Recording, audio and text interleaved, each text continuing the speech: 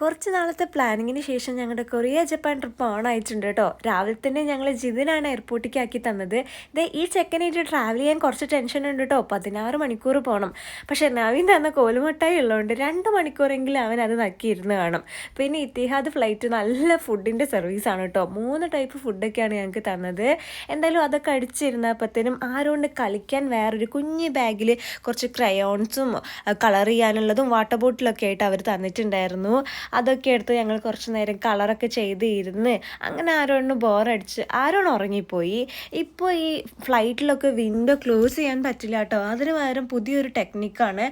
താഴെ ഒരു ബട്ടൺ ഉണ്ട്. ഞാനിങ്ങനെ വിൻഡോ ഒക്കെ മാറ്റിയതിന് ശേഷം ഫസ്റ്റ് ടൈം ആട്ടോ ട്രാവൽ ചെയ്യുന്നത്. അവിടെ ആ ബട്ടൺ ഞെക്കിക്കഴിഞ്ഞാൽ ഓട്ടോമാറ്റിക്കായിട്ട് അതിൻ്റെ ഷെയ്ഡ് ഡാർക്കായി മാറും. അങ്ങനെ ഞങ്ങൾ ഫസ്റ്റ് അബുദാബി പോയിട്ട് ഇറങ്ങിയിട്ട് പിന്നെ അവിടുന്ന് സോളിക്കാണ്. അബുദാബി എത്താനായപ്പോഴത്തേനും നമ്മുടെ ആരോ നീച്ച് ഗെയിമൊക്കെ കളിച്ചപ്പോഴത്തേനും നമ്മൾ അബുദാബി ലാൻഡ് ചെയ്തു.